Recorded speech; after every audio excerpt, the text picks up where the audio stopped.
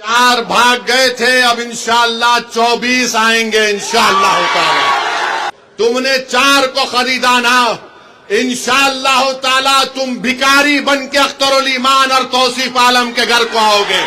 राजद वाले सीमांचल का नाम लेने से पीछे हटते थे। जो कल तक नीतीश कुमार की जबान पर सीमांचल का नाम नहीं आता था, मोदी इसको क्या कहते थे आप जानते इस इलाके को। आज पतंग छाप को आपने वोट दिया तो मोदी, नीतीश और राजद के नेताओं के जबान पर सीमांचल आ गया। ये मजलिस की कामयाबी है जो आपने मजलिस के हक में वोट दिया था। अजीज दोस्तों और बुजुर्गों, मैं आपसे ये भी कहना चाह रहा हूं कि तौसीफ आलम साहब आज अल्हम्दुलिल्लाह मजलिस इत्तेहादुल मुस्लिमीन में शामिल हो चुके हैं। मैं आपको ये बताना चाह रहा हूं कि मजलिस इत्तेहादुल मुस्लिमीन ने फैसला लिया है कि इंशाअल्लाह ताला आइंदा जब विधानसभा के चुनाव होंगे तो बहादुरगंज से इंशाअल्लाह तौसीफ आलम साहब मजलिस इत्तेहादुल मुस्लिमीन के उम्मीदवार भी होंगे और इंशाअल्लाह ताला आप तमाम लोग उनको अपनी दुआ और वोटों से यहां से अपना नया विधायक और एमएलए भी मुंतखब करेंगे। मुझे इस बात की पूरी उम्मीद है कि 4 भाग गए थे अपना ईमान बेचकर।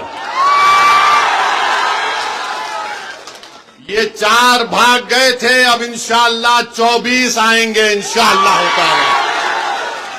4 भागे तो 24 आएंगे और जिन्होंने इनको भगाया हम तुमको भगाएंगे बिहार में इंशाअल्लाह ताला। महाराष्ट्र में शिवसेना के एमएलएस को तोड़ दिया शिंदे ने तो सबने कहा जमहूरियत का कत्ल हो गया। कर्नाटका में बीजेपी ने कांग्रेस की हुकूमत को तोड़ा तो सबने कहा जमहूरियत का कत्ल हो गया। मध्य प्रदेश में बीजेपी ने कांग्रेस के एमएलए को खरीद लिया तो सबने कहा ये जमहूरियत का कत्ल हो गया। तुमने सीमांचल की जनता के ख्वाबों को चुकनाचूर किया। हमारी लड़ाई सीमांचल की थी और हमेशा रहेगी इंशाअल्लाह ताला। तुमने असदुद्दीन ओवैसी, अख्तरुल ईमान की पीठ कर खंजर नहीं घोंपा।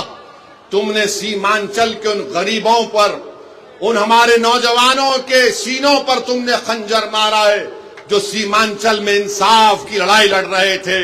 मगर याद रखो ये 4 बुज़दिल थे, ये 4 ज़मीर फरोश थे। तो खरीदने वाला भी ज़मीर फरोश है, खरीदने वाला भी कमजोर है।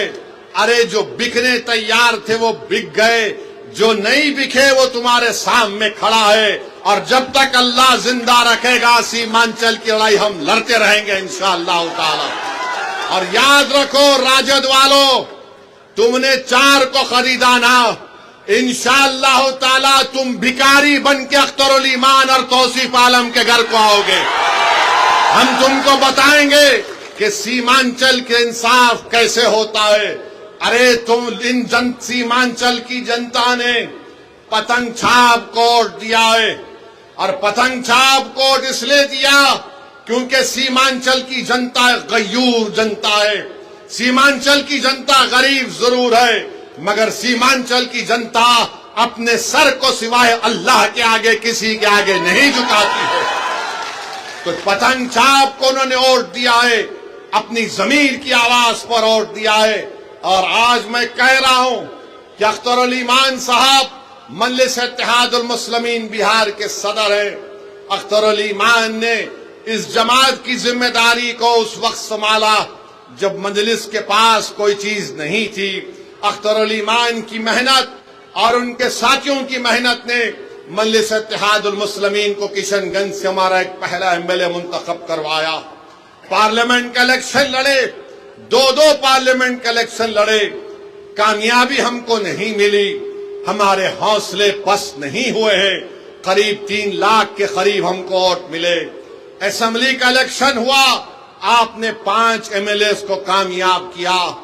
आज फिर आपके सामने मजलिस इत्तेहादुल मुस्लिमीन आपके दरमियान में आकर कह रही है कि जब बिहार प्रदेश का चुनाव होगा आपको सीमांचल के इंसाफ के लिए पतंग छाप का साथ देना है, असदुद्दीन ओवैसी का साथ नहीं है।